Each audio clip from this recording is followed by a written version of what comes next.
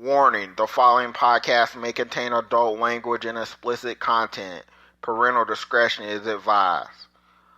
Also, if you get offended easily, do not listen to this, because it is going to be very offensive. That's the only type of stuff that I do. And also, if you can't take a joke and you don't like me, then guess what? I don't like you either. Now, someone play my intro music. Warning, the following podcast will contain spoilers where I will be spoiling the movie. If you haven't seen the movie, go watch the movie, come back, listen to this. It is Saturday, May 7th, 2016, and this is Johnny Knows Best. I'm your host, Jonathan Mays.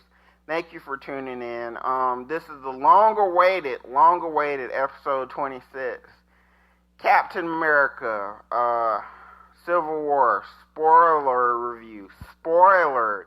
That's the key word because I am going to be spoiling the shit out of this movie in a few minutes. So if you haven't seen the movie, go watch the movie and then come back and listen to this so I don't give away anything that you might want to see or you might want to discover yourself. Unless you don't care about spoilers. I'm like that way. I don't care about spoilers. I will listen to people give away details before I go see something. It doesn't affect my enjoyment of something at all, but a lot of people are not like me, and they do not like to have things spoiled. They want to watch things for themselves. So go back and watch Captain America Civil War. If you haven't seen it, come back and listen to this episode. Or just download this episode and you can listen to it later on after you've seen the movie. I would say, though, this movie has been out 3 days. This is like the third day the movie's been out here in America. So I don't know what you're waiting on if you haven't seen it now. Unless you are just a person like me that works around the clock and you haven't had time to go see it because of work. That I understand. Or you're waiting to go with your significant other. I understand that too. Or you're waiting to go with your family. I get that. That's about the only excuse I'll accept. Because if you're just one of these people that you had time to go see the movie, but you're like, I don't go to movies on opening night, you don't know what you're missing if you didn't go see this movie on opening night. But that's just my opinion. What does my opinion matter? It matters a whole hell of a lot if you're listening to this podcast. That means you care enough about my opinion to listen. But like I said, spoilers. That's like 5, 6, 7 times I warned you now. So next is gonna be me talking about the movie in great detail. So like I said, turn this off if you haven't seen it. If you have, then keep listening. My thoughts are going to be very interesting. Okay, that being said, I gave them plenty of warning. If they kept listening and they haven't seen the movie, that's your fault. Now I'm going to talk about the movie, so now if I ruin the movie for you, it's your fault because I gave you a spoiler warning in the intro. When I posted this, I put a spoiler warning on it, and I give you plenty of time in this episode to stop playing it. But now, with all that being said, I love this movie. I know I didn't want to give my opinion out for free on Facebook without people listening, but I really did love this movie. Is it my favorite superhero movie of all time? I think Superman is still my favorite because that just resonates with me because I'm a Superman fan. I'm a Superman person to my heart and soul. So that 1978 Richard Donner Superman will still be my favorite superhero movie to me personally. That's just my opinion. Like I said, everybody has their own opinion. Everybody has their own take. Superman is still my favorite superhero movie. It doesn't have to be yours, but it's mine. But is Captain America Civil War, is this the greatest superhero movie ever made? Live action superhero movie ever made? I would have to say, I think it is. When you go back, you have to see it at least twice to make this comment, I think. I've seen it twice. Probably going to go back and see it a third time sometime in the next month. because I'm going to be working like crazy around the clock. But sometime in the next month, I'm going to go see it a third time. But I went and seen it. I have seen it twice. I went Thursday night, and I went again Friday night. Did not plan to go back and see it a second time. Or I didn't plan, I don't want to say I didn't plan to see it the second time. I didn't plan on seeing it back-to-back nights like that. I didn't plan on going back Friday night. But, the plans that I had last night kind of fell through. And then my friend who hadn't seen the movie wanted to go see it. And I was like, yeah, I'll go see it again with you. So you know. And so then I got to experience it through her eyes. Shout out to Jessica, by the way. I got to experience it through her eyes and through a whole movie theater eyes of people who hadn't seen the movie yet.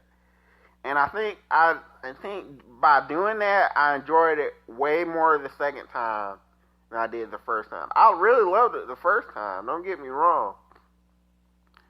But even though I knew everything that was going to happen the second time, even though I knew about Spider-Man when he was going to pop up, I knew all the exciting things that were going to happen in the movie. I knew about Black Panther, and I knew about the airport fight, and I knew about, the fight with Iron Man and Captain America at the end. Even though I knew all those exciting things, I still enjoyed it more the second time, I think. And, And the next question that a lot of people will have is, was this movie better to me than Batman v Superman? As you know, I saw Batman v Superman. I think I did 3 podcasts on Batman v Superman. I did like 2 before I saw the movie, and then I did 1 after I saw the movie. I'll say this, and this might piss a lot of people off, but I don't give a shit. I'm Jonathan. I do what I want. I will say that if Batman v Superman, if I could grade it and give it, I'll give it a B-, because there's a lot of, as much as I love Batman v Superman, there's a lot of holes in Batman v Superman. I mean, there just are. I think even if you're the strongest DC fan, the strongest Superman fan, the strongest Batman fan, you have to admit there are some holes in that movie. Some plot holes, or some things that just didn't even have to be in the fucking movie. But if I give that a B-, then I will give Captain America Civil War an A+. That's how much better I think this movie was than Batman v Superman. You're going to compare the 2 movies whether you want to or not, because Batman v Superman is 2 heroes fighting. In this movie, there's a lot of heroes fighting, but the 2 main people are Captain America and Iron Man. And their 2 sides are opposing each other. This movie was just a masterpiece from top to bottom. From beginning to end, it was so well written, the characters were so well fleshed out, than not any other Marvel movie that I've seen, any other superhero-driven movie I've seen, period. I think this could be the greatest superhero movie ever made. I can honestly say that, and I'm still going to hold to the fact that Superman, the Richard Donner Superman, is my favorite superhero movie. It is. But I think this movie is better than that movie. I think this movie is better than The Dark Knight. I think this movie is better than Spider-Man 2. I think this movie is better than The Avengers and Captain America Winter Soldier. This movie was just amazing. And once again, if you haven't seen it, you need to go see it. I don't know why you've been listening this far into this podcast if you hadn't seen the movie. But, yeah, I don't know what else I can say about it. It's just a perfect movie. It really is. I don't know if I'm going to be able to go next week, but the next opportunity that presents itself, I'm definitely going to go back and see this a third time. It was really good. Well worth the wait. I don't think, in a lot of ways, Batman v Superman, if it lived up to how much I hyped it up in my head and in my mind, I hyped that movie up for over a year. Or for almost 2 years, I hyped that movie up in my head. And so then when I saw it, And then when, spoilers for Batman v Superman, by the way, because I'm going to be talking about that and mentioning that a couple times in this podcast. Batman v Superman, if you haven't seen that movie, that's been out for over a month, so I don't care. I'm not worried about spoiling it. But it kind of bummed me out, and I posted Dean Cain, who played Superman and Lois and Clark. He actually said something similar the other day, and I kind of agree with him. The fact that they kill Superman at the end of Batman v Superman kind of bums you out. If you really love Superman and that's your superhero, it kind of bums you out. And that's kind of like, it's not the only thing, but it's kind of the main thing that really kind of lessened Batman v Superman for me. The fact that happened at the end of the movie. And it's going to be one of the reasons why I really like this movie better, because even though shit goes down in this movie, none of the main heroes die. It doesn't end in a tragedy. It ends kind of with almost ends with a hopeful future that, that these two sides, this Captain America side and Iron Man side, you kind of think that at some point they're going to be able to work together again, and, they're going to reunite. And it's never going to be like it was, in the beginning when they made the Avengers. But at some point, they're going to bring their two teams back together again. And then it's going to be one big team. Possibly, that next Avengers movie that's coming out, that was supposed to be Avengers Infinity War, but now it's retitled something else. It's going to have a new title. Maybe that's when these two groups of heroes will come back together and make one big team, and maybe then they'll fight together, and that'll be an interesting movie. But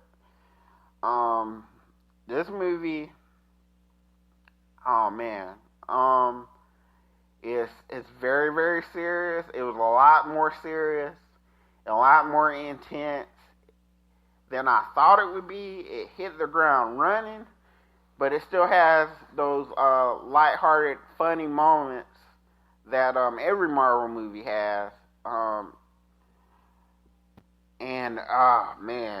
It introduces a couple of key characters, like another Captain America movie, which I don't think we're going to get anytime soon. But it makes you want to see the Spider-Man movie. It makes you want to see the Black Panther movie. It makes you want to see a solo Black Widow movie. And I wasn't one of those people campaigning for that. But now I kind of would like to see a solo Black Widow movie. Why can't she have her own movie? She's more than capable of having her own movie. I kind of want to see the Vision and Scarlet Witch love story. I want to see that movie. I would like to see the buddy cop, Falcon, and Winter Soldier movie, Bucky movie, Falcon and Bucky, put them in a movie and just have them interact with each other, because they don't like each other. That'd be a great buddy cop movie. I'm very excited to see the next Ant-Man movie. I never thought I'd say that. And Ant-Man is just, and now it could be Giant Man, because spoilers, but if you're listening this far, I'm pretty sure you've seen the movie. Ant-Man turns into Giant Man in this movie. Holy shit, as in the words of Spider-Man, as he says. He becomes Giant Man. That's something he didn't do in the first Ant-Man, I don't think. I guess this happened off screen where he figured out how to do this. Or I guess Hank Pym developed the technology or whatever. But, Giant Man is a thing. That happens. Spider-Man. What can you say about Spider-Man? He steals this whole movie, I think. He was in it a lot more than I thought. I would say he's in a good 20-25 minutes of Spider-Man. They actually go back to Peter Parker's home in Brooklyn. You get to see Aunt May, the lovely Marissa Tomei as Aunt May. And I want everybody who complained about Marissa Tomei